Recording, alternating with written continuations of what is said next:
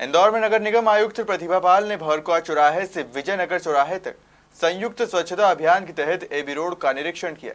इस दौरान उन्होंने संबंधित जोनल अधिकारियों को ग्रीन बेल्ट व्यवस्थित करने, फुटपाथ और सड़कों के किनारे सफाई करने के निर्देश दिए।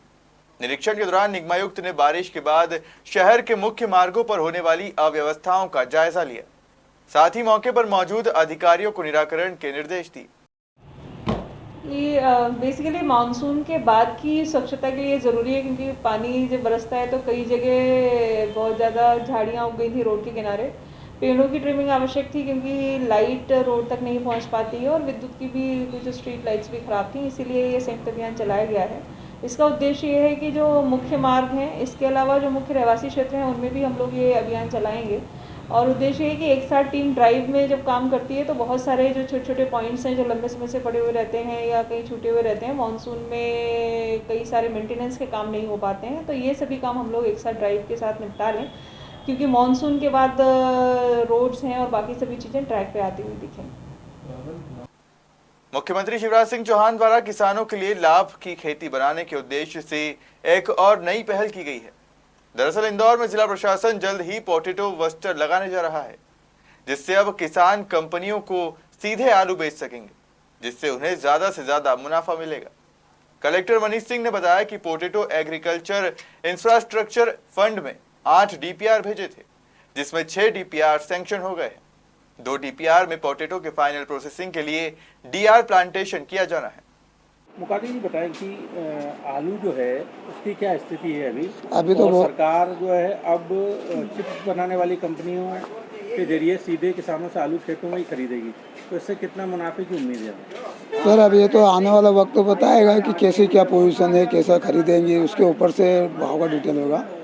आज वर्तमान में तो बिल्कुल आलू बहुत डीम चल रही है, 5 रुपये 5.5 रुपये से ऊपर नहीं बिक रही है मंडी में। लागत और लागत तो सर एक बीघे में यह मान के चलो कम से कम तो 45,000 रुपये से कम का नहीं है, इतना खर्चा है पूरा। तो 45,000 की तुलना में क्या निकल रहा है? तो अभी तो घाटा ही जा रहा है ना। कितना? अरे अभी तो पूरा ही घाटा जा रहा है, उसको कुछ भी नहीं मिल रहा है किसान को। अच्छा। आज की पोजीशन में तो कुछ भी नहीं मिल रहा है, पूरा घाटा जा रहा है। और ये गेहूँ कौन सा? गेहूँ तो कोई ये लोग आलू कौन सा? नहीं ना, आलू ये मतलब ये हापुड़ का है, राबड़े इसका, हाँ, और ये ज्योति का है। अच्छा। 2 कंपनी का। अपने यहाँ कितनी फसल होती होगी सब आलू की?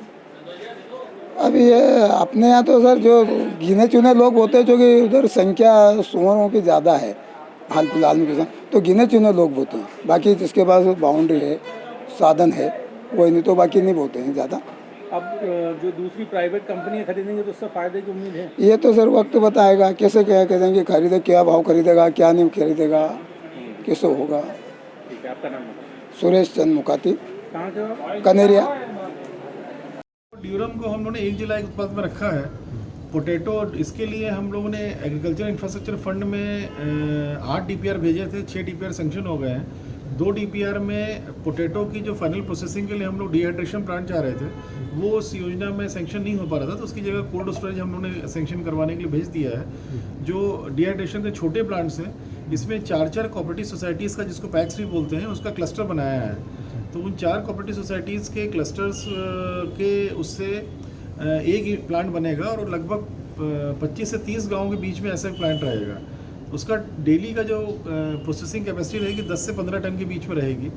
तो बहुत सारे गांव लाभान्वित होंगे, जितना ही पोटैटो प्रोडक्शन होगा उनके यहाँ, उनको कहीं भेजने की जरूरत नहीं, उसी प्लांट में अपना वैल्यू एडिशन कर सकते हैं। पोटैटो चिप्स का जो शुरुआती फॉर्मेट रहता है, जिसमें कि डिहाइड्रेशन रिक्वायर्ड रहता है, यहाँ बालाजी वेफर्स हैं, डायमंड वेफर्स है, लेस है। ये बालाजी वेफर्स और डायमंड की तो बड़ी मैन्युफैक्चरिंग है, ये सब ने कमिट किया हुआ है कि उनकी क्वालिटी कंट्रोल के तहत ये प्लांट रन करेंगे और इनका सारा जो रॉ मटेरियल निकलेगा, ये डिहाइड्रेशन वाला डिहाइड्रेटेड जो रॉ मटेरियल रहेगा, वो सब बालाजी वेफर्स और डायमंड के उसमें मार्केटिंग हो जाएगी उसकी। सर इंदौर के आजाद नगर थाना क्षेत्र में दुष्कर्म का मामला सामने आया है, जहां पीड़िता के रिश्तेदार ने उसे घर बुलाया और फिर बंद कमरे में दुष्कर्म की घटना को अंजाम दिया। फिलहाल पीड़िता की शिकायत पर पुलिस ने मामला दर्ज कर आरोपियों को गिरफ्तार कर लिया है। एक लड़की द्वारा कल रिपोर्ट दर्ज कराई गई है कि उसका एक निकट का रिश्तेदार था, उसने उसको घर में बुलाया और फिर कमरे में बंद कर दिया और उसके साथ में गलत कार्य किया।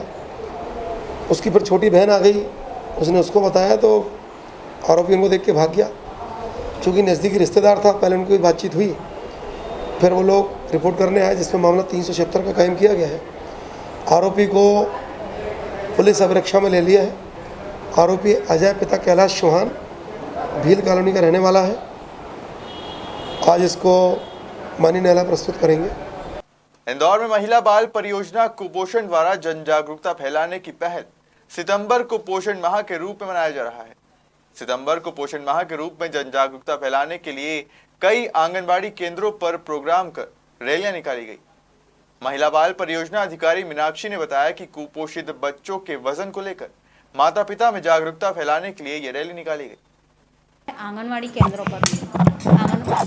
केंद्रों पर प्रोग्राम किए हैं, जिसमें हमने पहला जो तारीख था उसमें आंगनवाड़ियों में रैलियां निकाली थी उसका शुभारंभ करने के लिए, ताकि जो है जन जागरूकता फैलाई जा सके कि ये माह जो है हमारा पोषण से संबंधित है। तो सारे जो हितग्राही हैं हमारे और उनके जो भी कुपोषित बच्चे हैं या जो भी सैम या मेम बच्चे हैं, उन तक, उनकी माताओं तक, उनके परिवार तक ये मैसेज जाए कि हमें जो है हमारे बच्चों को स्वास्थ्य कैसे करना है, खान पान से संबंधित कैसी बातें अपनानी है जिससे हमारा बच्चा जल्दी से स्वस्थ हो, उसका वज़न का ग्रेड चेंज हो। डाइट वगैरह के लिए भी कुछ प्रोवाइड किया जा रहा है? जी, हमारे यहाँ जो है प्रारंभ से ही, जब से महिला बाल विकास का स्थापना हुआ है तब से ही हमारे यहाँ जो है बच्चों को और महिलाओं को जो है डाइट के संबंध में हमारे यहाँ जो है पैकेट्स दिए जाते हैं जिसमें जो है हम बच्चों को, छोटे वाले बच्चों को THR के पैकेट दिए जाते हैं जो घर तक पहुंचाते हैं। इसी प्रकार महिलाओं को, जो गर्भवती महिलाएं हैं, जो धात्री महिलाएं हैं, उनको भी THR के पैकेट देते हैं। इसी प्रकार जो 3 से 6 साल वाले बच्चे हैं, चूँकि अभी कोविड काल चल रहा है तो उनको नाश्ता भोजन गर्म प्रोवाइड ना करवाकर हम पैकेट के रूप में दे रहे हैं, जिसे हम RTE बोलते हैं, रेडी टू ईट, जिससे हम जो है बच्चों को कुपोषण से मुक्त कर रहे हैं। इसी प्रकार यदि हमारे यहाँ कुपोषित बच्चे हैं तो हम उनको अलग से 3rd मील का भी प्रोवाइड कराते हैं ताकि उनकी ग्रेडिंग चेंज हो। अभी जिले में कितने बच्चे कुपोषित पाए गए हैं जिनका स्टेटस है? जिले लगभग 1200 बच्चे हैं पूरे ज़िले में, जिसमें जो है कुपोषित हैं। अभी चूँकि मेरी परियोजना में भी 24 बच्चे हैं, क्योंकि हमने बहुत काम किया है, इस कारण जो है मेरी अभी परियोजना में 114 केंद्रों में मात्र 24 बच्चे जो हैं कुपोषित हैं। इंदौर कलेक्टर कार्यालय में डायवर्जन टैक्स वसूली को लेकर गुरुवार को अहम बैठक हुई, जिसमें कलेक्टर मनीष सिंह, सांसद शंकर लालवानी, विधायक विशाल पटेल सहित अन्य जनप्रतिनिधि अधिकारी शामिल हुए।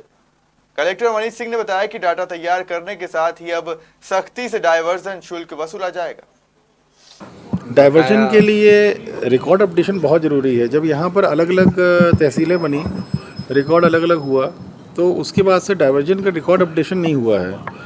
क्योंकि अब वेब GIS पे सब चीज़ें आनी हैं तो उसकी रिकॉर्ड अपडेशन करा रहे हैं। काफ़ी एंट्रीज हो चुकी हैं पुरानी समय की।